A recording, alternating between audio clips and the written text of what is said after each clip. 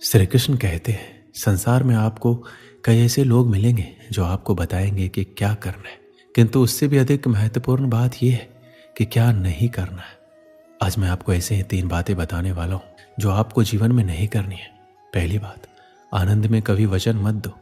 आनंद आपके तर्क को हर लेता है और फिर आनंद में दिया गया ये वचन बाद में गले की फांस बन जाता है।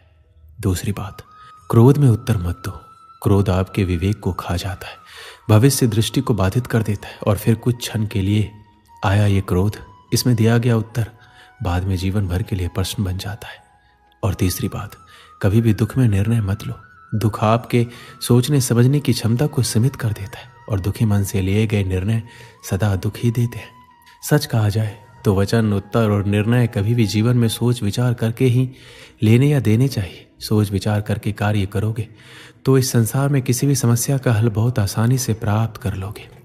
श्री कृष्ण कहते हैं भगवान को हम जब तक शरीर से याद करते हैं तब तक भगवान हमारे प्रतिरूप में बात नहीं करते। जब तक हम ईश्वर को अपने मन में बसाकर उन्हें सच्चे दिल से याद नहीं करेंगे तब तक भगवान खुद हमारे प्रत्यक्ष नहीं आएंगे, क्योंकि भगवान सिर्फ उन्हीं लोगों के साथ रहते हैं जो उन्हें सच्चे दिल से मानते हैं, उनका आदर सम्मान करते हैं।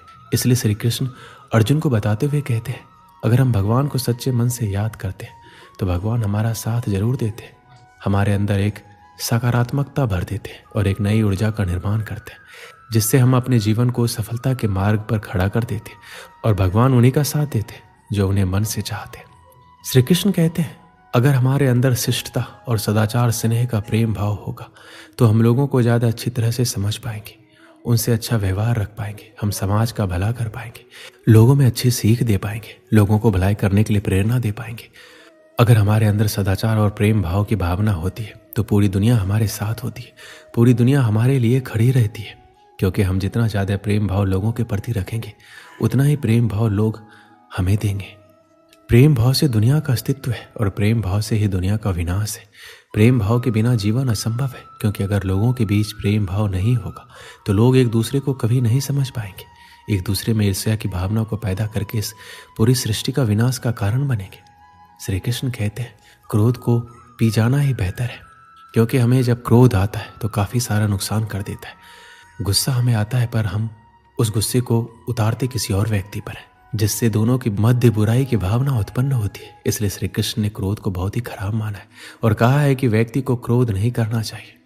उसको अगर किसी बात पे क्रोध भी आ रहा है तो उस बात को वह शांतिपूर्वक सुने, समझे और उस परिस्थिति को देखकर उसमें सुधार करे, ना कि क्रोध करे।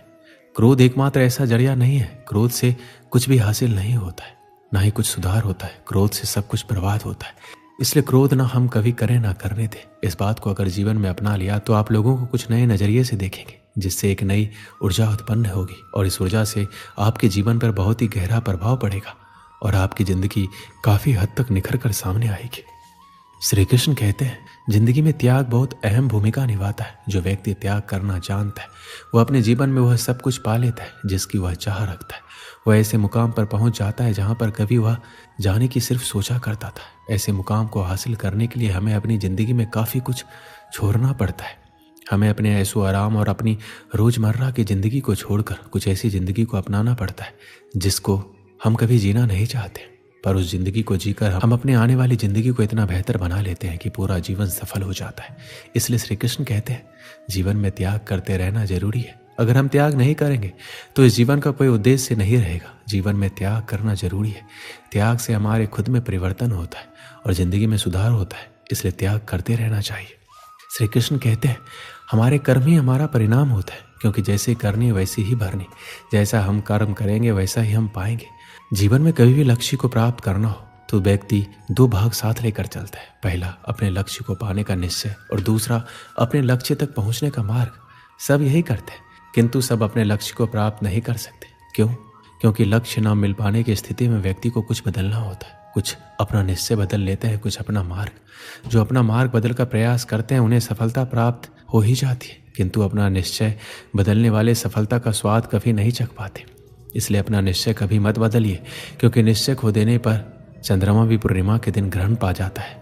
अपना निश्चय बनाए रखें, आपको सफलता अवश्य मिलेगी। श्री कृष्ण कहते हैं हमें अपने परिश्रम पर विश्वास रखना चाहिए। अगर हम अपने परिश्रम पर विश्वास रखेंगे तो हम कभी भी हार का सामना नहीं करेंगे। अगर हम अपने कर्म, परिश्रम, मेहनत पर अटूट विश्वास रखकर उसमें कायम रहेंगे तो हमें उससे बहुत अच्छे परिणाम मिलेंगे। वह परिणाम आपको जीवन जीने में बहुत आसान होंगे, क्योंकि एक परिश्रम ही है जो एक रंक को राजा बना देता है और राजा को रंक बना देता है। अगर आप परिश्रम और सही निर्देश और सही दिशा में काम करते हैं तो जीवन में सफल होना पक्का ही है। पर अगर आप अपने परिश्रम पर विश्वास नहीं रखते तो उसमें आप धोखा करते हैं, तो आप याद रखना कि आप धोखा भी खुद के साथ कर रहे हो। इससे ना ही किसी और की ज़िंदगी बनेगी और ना ही कुछ होगा। आप धोखा करोगे तो खुद के लिए। इसलिए अपने परिश्रम पर इतना विश्वास रखें कि आप जो कर रहे हैं वह आपको एक ऐसा परिणाम दे जिसकी आपने कभी अपेक्षा नहीं की होगी। बहुत समय पहले की बात है, जंगल के किनारे एक छोटा सा गांव था। जंगल में जंगली जानवर बहुत अधिक मात्रा में थे, इसलिए गांव के लोगों को पेड़ पर चढ़ने का ज्ञान होना अति आवश्यक था, ताकि जंगली जानवरों से सामना होने पर वो पेड़ पर चढ़कर अपनी जान बचा सके। जो लोग जंगल में लकड़ियां काटने जाते थे उनके जंगली जानवरों से दो चार होने की अधिक संभावना थी, इसलिए वो लोग पेड़ पर चढ़ना अवश्य सीखते थे। उस गांव में एक बुजुर्ग सज्जन रहा करते थे। सब लोग उन्हें बाबा बुलाते थे। वो पेड़ पर चढ़ने की विद्या में माहिर थे और लोगों को पेड़ पर चढ़ने का प्रशिक्षण दिया करते थे। गांव के अधिकांश लोग उनसे ही प्रशिक्षण प्राप्त करने जाया करते थे। एक दिन बाबा ने उन युवकों के समूह को बुलाया जिन्हें वो पेड़ पर चढ़ने का प्रशिक्षण दे रहे थे। वह उस समूह के प्रशिक्षण का अंतिम दिन था। बाबा उन्हें एक पेड़ के पास ले गए। वह एक ऊंचा और चिकना पेड़ था जिस पर चढ़ना बेहद कठिन था। बाबा युवकों से बोले, आज तुम्हारे प्रशिक्षण का अंतिम दिन है। मैं देखना चाहता हूँ क्या तुम लोग पेड़ पर चढ़ने में माहिर हो गए हो। इसलिए मैं तुम्हें इस चिकने और ऊंचे पेड़ पर चढ़ने की चुनौती दे रहा हूँ। यदि तुम सब इस पेड़ पर चढ़ने में सफल रहते हो तो दुनिया के किसी भी पेड़ पर आसानी से चढ़ सकते हो। बाबा की बात सुनकर सभी युवक उत्साहित हो गए। वो पेड़ पर चढ़ने के लिए एक पंक्ति में खड़े हो गए। सबसे पहला युवक पेड़ पर चढ़ने लगा और बड़ी ही आसानी से पेड़ पर चढ़ा और फिर नीचे उतरने लगा। उतरते समय वह आधे रास्ते में था। तब बाबा बोले, सावधान, आराम से संभल कर उतरो, कोई जल्दी नहीं है। उस युवक ने वैसा ही किया। वह आराम से सावधानी से नीचे उतरा। उसके बाद एक एक करके सारे युवक पेड़ पर चढ़ने लगे। जब वो पेड़ पर चढ़ते तब तो बाबा उन्हें कुछ नहीं कहते, लेकिन जब वो पेड़ से उतरते समय आधे रास्ते पर होते या बस नीचे पहुंचने वाले होते तो बाबा कहते हैं, सुनो, आराम से, थोड़ा संभल कर और पूरी सावधानी से उतरो, किसी प्रकार की कोई जल्दी नहीं है।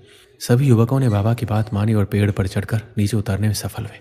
सब बड़े खुश थे, लेकिन एक बात उन्हें खटक रही थी और ये थी, बाबा ने उन्हें पेड़ से उतरते समय ही सावधान रहने को क्यों कहा, पेड़ पर चढ़ते समय क्यों नहीं। उन्होंने बाबा से पूछ लिया, बाबा, इस पेड़ की सबसे ऊपरी शाखा पर चढ़ना सबसे कठिन था, लेकिन आपने उस पर चढ़ते समय हमें संभल कर रहने को नहीं कहा। लेकिन पेड़ से उतरते समय जब जमीन की दूरी बहुत कम रह गई थी तब आपने हमें संभल कर और सावधान रहने को कहा, ऐसा क्यों। बाबा बोले, देखो, पेड़ की सबसे ऊपरी शाखा पर चढ़ना बहुत कठिन है, ये मैं भी जानता हूँ और तुम भी। इसलिए मेरे बिना बोले ही तुम पहले से ही सतर्क थे। ऐसा हर किसी के साथ होता है। कार्य के प्रारंभ में सब सतर्कता से ही आगे बढ़ते हैं, किंतु सतर्कता और सावधानी में चूक तब होती है जब हम मंजिल के समीप होते हैं। तब हमें लगने लगता है कि हमारा काम तो पूरा होने को है, मंजिल अब दूर नहीं, और वहाँ हमारा ध्यान भटक जाता है और हम गलती कर जाते हैं। इसलिए हमेशा याद रखो कि मंजिल के नज़दीक पहुँचने और यथार्थ में मंजिल पर पहुँचने में बहुत फ़र्क है। युवकों को बाबा की इस बात से जीवन की एक बड़ी सीख प्राप्त हुई। हमारे जीवन में भी कई बार ऐसा होता है, किसी काम को पूरा करने के कगार पर होकर भी हम उसे पूरा नहीं कर पाते। अंतिम क्षणों में कुछ गड़बड़ हो जाती है और हम पछताते रह जाते हैं। अंतिम क्षणों की जरा सी असावधानी से हमारा पूरा काम बिगड़ जाता है। इसलिए ऐसा होता है क्योंकि मंजिल के करीब पहुंचकर हम अपना धैर्य खो देते हैं।